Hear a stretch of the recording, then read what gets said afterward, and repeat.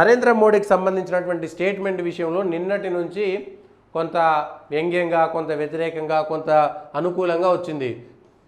2047 వరకు కష్టపడతా, దేవుడు నాకు అప్పటి వరకు టైం ఇస్తాడు, నన్ను ప్రత్యేక కార్యం మీద పంపాడు, వికసిత భారత్ కళ నెరవేరుస్తా, ప్రధాని మోదీ సంచలన వ్యాఖ్యలు, మరో 2 దశాబ్దాలు క్రియాశీల రాజకీయాల్లో ప్రజలకు ప్రధాని సంకేతము, వికసిత భారత్ కళ సాకారం కోసం 2047 వరకు నిరంతరం శ్రమించే బాధ్యతను దేవుడు తన మీద పెట్టాడని ప్రధాని మోదీ అన్నారు. ఇండియా టీవీ సలాం ఇండియా షోలో ఆయన మాట్లాడారు. దేవుడు తనను ప్రత్యేక కార్యం మీద పంపారని తనకు అనిపిస్తుందన్నారు. దేవుడు తనకు దారి చూపించడమే కాకుండా శక్తిని కూడా ఇచ్చాడని, 2047 కల్లా వికసిత భారత్ లక్ష్యంగా నెరవేర్చే వరకు దేవుడు తనకు పైకి పిలవడని విశ్వాసం ఉందని చెప్పారు. ఈ భూమి మీద ఇంకా తాను ఎక్కాల్సిన మెట్లేవీ లేవన్నారు. ప్రస్తుతం 74 ఏళ్ల వయసున్న మోదీ వ్యాఖ్యల ద్వారా మరో 2 దశాబ్దాలు దేశ రాజకీయాల్లో క్రియాశీలకంగా ఉంటానని పరోక్షంగా సంకేతాలు ఇచ్చారు. 400 సీట్ల నినాదం బీజేపీది కాదని, జనం నుంచి వచ్చిందని ప్రధాని మోదీ వ్యాఖ్యానించారు. గత 5 ఏళ్ల పాలనలో ఇతర పార్టీల నుంచి వచ్చిన మద్దతును గమనిస్తే తాము 400 బలాన్ని ఎప్పుడూ సంతరించుకున్నామని స్పష్టమవుతుంది అని చెప్పారు. దీనికి సంబంధించి 2వ పేజీలో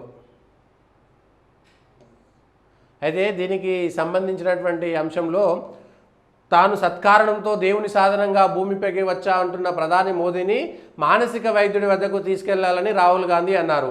మహిళలు 2వ తరగతి పౌరులని బీజేపీ నమ్ముతుందని, ఆ పార్టీ మాతృ సంస్థ అయిన ఆర్ఎస్ఎస్ తన శాఖల్లో మహిళలను అనుమతించదని విమర్శించారు.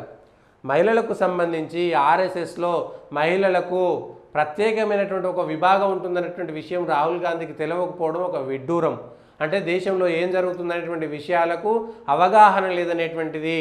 ఆర్ఎస్ఎస్ విషయంలో పూర్తి స్థాయి అవగాహన రాహిత్యంతో రాహుల్ గాంధీ మాట్లాడుతున్నారనేటువంటిది ఒకటి ఉంది. రాష్ట్ర సేవికా సమితి అనేటువంటిది ఒకటి ఉంటుంది. రాహుల్ గాంధీ గారు రాష్ట్ర సేవికా సమితి మీరు గూగుల్లో కొట్టుకున్నా కూడా వచ్చేస్తుంది. ఆర్ఎస్ఎస్లో మహిళలకు ప్రత్యేకమైనటువంటి విభాగం ఉంటుంది. మహిళలు పురుషులు కలిసే ఉండాలనేటువంటి నిబంధన ఆ సంస్థలకు అవసరాన్ని నిబంధనలు మీరు పెట్టలేరు. ఆర్ఎస్ఎస్ తన శాఖల్లోకి మహిళలను అనుమతించదని విమర్శించారు. గురువారం ఢిల్లీలో జరిగిన పలు సమావేశాల్లో మెట్రో రైలు ప్రయాణికులతోనూ ఆయన మాట్లాడారు. కరోనా కాలంలో ప్రజలు గంగా తీరంలో చనిపోయారు, వేలాది మంది ఆసుపత్రుల ముందు కన్నుమూశారు. మరి భగవంతుడు పంపిన మోదీ ఆ సమయంలో ఏం చేశారు? ప్రజలు చెబుతారు. కరోనా సమయంలో భారతదేశంలో నరేంద్ర మోడీ ప్రజలను కాపాడా, లేదంటే వీడొకడు ఫోటో తీసిండు. ఎవడు? ఈ గంగా నది దగ్గర అనేక మంది కరోనాతో చచ్చిపోయారని ఫోటోలు తీసినోని ఆఫ్ఘనిస్తాన్ యుద్ధంలో, ఆ యుద్ధంలో చచ్చిపోయినాడు. వాడు ఈ దేశం మీద విష ప్రచారం చేయడమే తప్ప ఇంకొకటి చేయలేదు.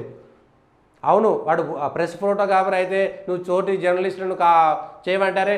దేశం మీద విషం చిమ్మేటోడు జర్నలిస్ట్ ఎట్లయితాడు భయ్?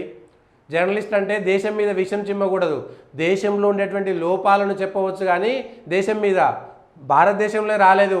ఇప్పటికీ ప్రపంచ దేశాలు కరోనా తర్వాత కోలుకోలేకపోతుంటే భారతదేశంలో 5 ట్రిలియన్ల మార్కెట్ వచ్చేసింది. ఇప్పటికీ 5 ట్రిలియన్ల మార్కెట్ చేరుకున్నది ఆల్రెడీ. మార్కెట్ సంపద ప్రకారం ప్రపంచ దేశంలో 5వ దేశంగా భారతదేశం వచ్చింది. వాడవుడో ఫోటో తీసి రెగ్యులర్గా 140 కోట్ల మంది జనాభా ఉన్నటువంటి భారతదేశంలో రోజు ఎంతమందికి చచ్చిపోతారు? రోజు గంగా తీరంలో ఎంతమందికి దహన సంస్కారాలు జరుగుతుంటాయి? భారతదేశంలో అనేక గ్రామాల్లో ప్రతిరోజు ఎంతమంది చనిపోతుంటారు? కరోనా కంటే ఈ దేశంలో హెచ్ఐవి ద్వారా, కరోనా కంటే ఈ దేశంలో టీబీ ద్వారా చనిపోయినటువంటి వాళ్ళు ఎంతమంది? కరోనా కంటే ఈ దేశంలో రోడ్డు యాక్సిడెంట్ల ద్వారా చనిపోయినటువంటి మంది ఎక్కువ మంది. కరోనా లెక్కలు ఇవి లేవు, కరోనా లెక్కలు అవి లేవు. కరోనాలో వ్యాక్సినేషన్ అనేటువంటిది ఎంత మిగిలినటువంటి అభివృద్ధి చెందిన దేశాలు అనుకునేటువంటి దేశాల కంటే అంతకంటే ఎక్కువ ఈ దేశంలో కరోనాను నియంత్రించడానికి చర్యలు జరిగినాయా లేవా?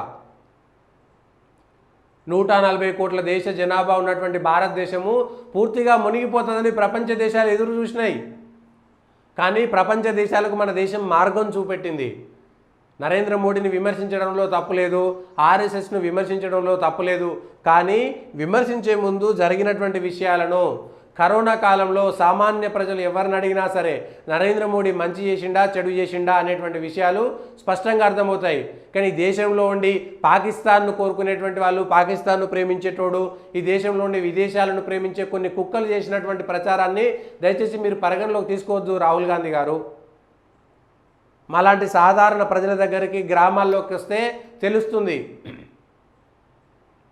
దేశాన్ని కాపాడడానికి ప్రయత్నం చేశారా, దేశాన్ని దోచుకోవడానికి ప్రయత్నం చేశారా, కోట్ల రూపాయలు ఏమైనా మిగిలించుకున్నారా ఆ సందర్భంలో? అదొకటి. సరే, మీరు విమర్శించారు, అది మీరు మోడీని విమర్శించడంలో తప్పలేదు. కానీ మీరు ఈ గంగా తీరంలో చనిపోయినటువంటి వేలాది మంది సంబంధించినటువంటి లిస్టు తీయండి దయచేసి. అధికారికంగా ప్రకటించింది, అనధికారికంగా ప్రకటించినటువంటి అంశాల విషయంలో.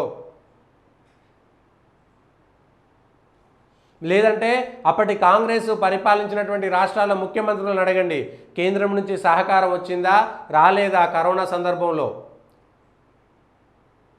అయితే ఇబ్బడిముబ్బడిగా కేంద్రం హెలికాప్టర్ మనీని పంపలేదు అనేటువంటి ప్రయత్నం చేసిరు. అది విమర్శలు వేరే. కానీ కరోనా అనేటువంటి వ్యాక్సినేషన్ కానీ కరోనా అనేటువంటి రోగాన్ని తగ్గించడానికి దేశ ప్రభుత్వం సరిగ్గా పనిచేసిందా లేదా అనేటువంటి సాధారణ ప్రజల నుంచి రావాలి.